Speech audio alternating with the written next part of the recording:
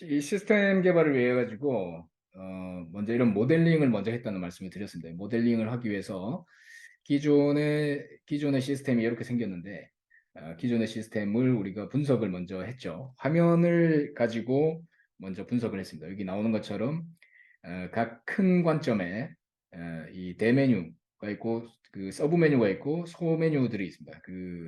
이 소 메뉴들이 보면 예를 들어서 기초 정보에 회사 등록이다라고 하는 게 제품 관리를 한번 들어가 볼게요. 제품을 등록하는 화면에 들어가서 이 등록 버튼을 눌러 보면은 이렇게 등록하는 화면들이 이렇게 나와 있습니다. 예를 들어서 제품 등록 하나를 위해 가지고 우리가 제품 코드, 제품명, 제품 규격, 그다음에 이런 옵션 항목들까지 이렇게 쭉 있는데요. 이것을 이 한 단위를 어그리거트로 우리는 봤습니다. 그러니까 얘는 어그리거트, 그러니까 이 화면에 다 나오는 거죠. 어떻게 보면은 여기가 바운디드 컨텍스트 영역으로 봤고요. 여기를 이 각 한 단계를 그 바운디드 컨텍스트 내에 들어가는 입력돼야 되는 하나의 단위 데이터이기 때문에 이걸 어그리거트로 단순 매핑을 했습니다. 그리고 이 제품 상태라고 하는 여기 보면 여러 가지 입력 셀렉트 박스가 나오는데 이 셀렉트 박스를 우리는 이뉴머레이션을 봤습니다. 이뉴머레이션. 네, 이뉴머레이션. 그리고 여기에 연결될 때 다른 데이터와 연결되는 것이 있으면 그것들을 우리가 ID 클래스로 만들었습니다. 예를 들어 가지고 ID 클래스로 해당하는 건 여기 생산 쪽에 가보면 있을 것 같은데요.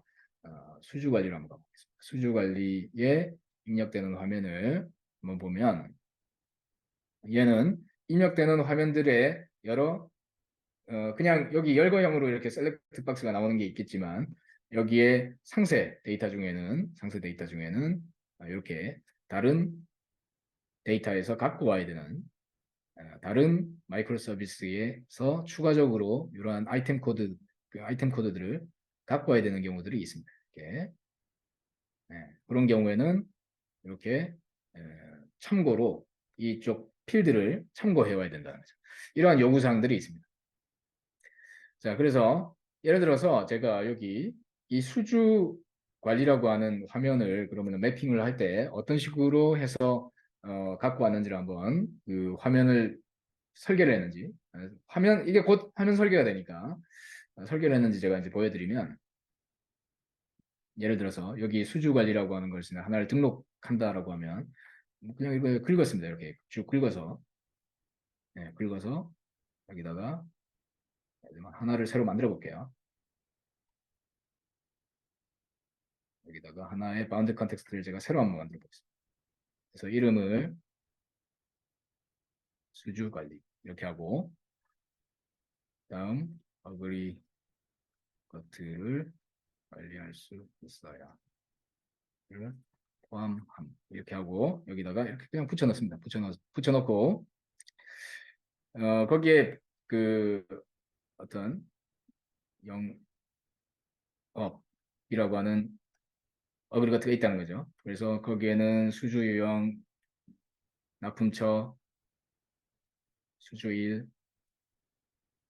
그다음에 납기일, 수주 담당자, 회계년 월, 그다음에 등록자, 메모 이렇게 있다라고 하는 거죠. 그리고 상세, 내역 이렇게 있다는 거죠. 이렇게 디스크립션을 주고 이렇게 챗GPT를 통해서 먼저 제너레이션을 시킵니다. 자, 지금 제가 수주 요약, 납품처, 수주일, 납기일, 수주 담당자, 회계원을 이렇게 했는데 자, 수주 번호, 수주 유형, 납품처, 수주일 이렇게 만들어주고 있죠.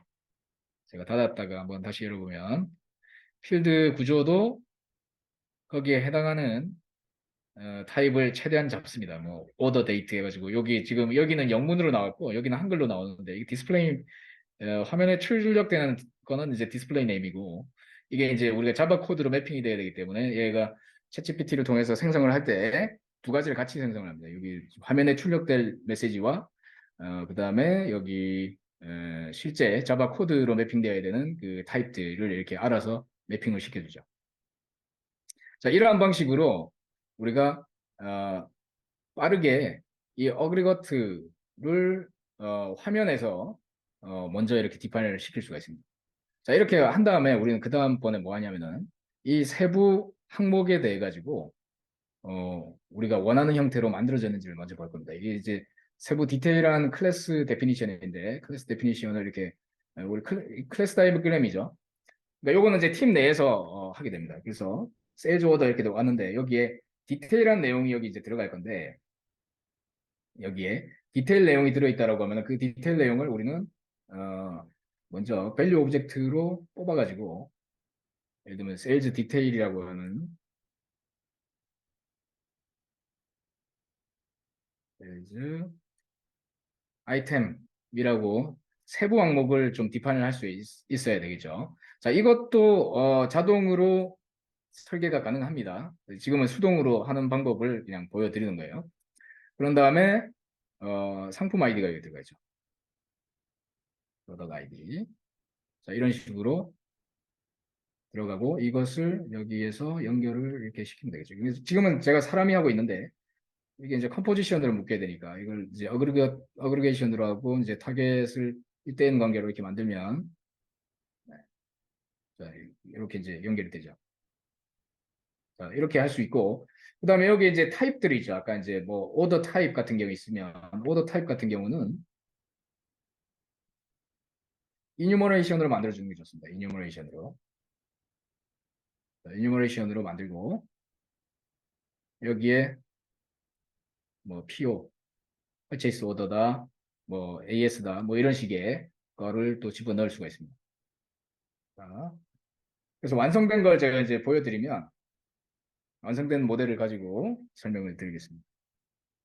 자, 일단 챗GPT를 기반으로 해서 저러한 그 도메인 드리븐 모델이 생성될 수 있는 이유는 이미 일반적으로 그 인터넷상에 우리가 챗GPT를 가지고 어떻게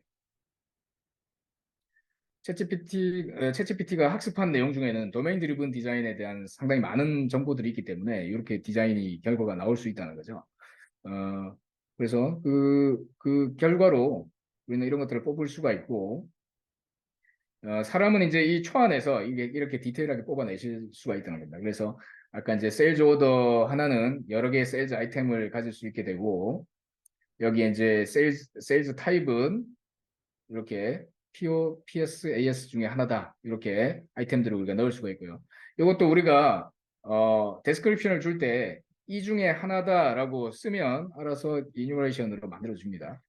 그 다음에 외부에 있는 다른 데이터를 참조해야 되는 중에서 예를 들면 상품 아이디를 갖고 와야 되니까 상품 아이디 같은 경우에는 아이디 객체로 이렇게 디파인을 해주면 됩니다. 이때 이제 레퍼런스 어그리거트 루트라고 해서 우리가 레퍼런싱 할 대상에 대한 명칭을 이렇게 부여를 하면 해당 서비스를 포인팅하는 그 아이디 클래스가 만들어진다는 거죠. 이렇게 이제 디테일한 부분을 작성을 해주시면 되겠습니다.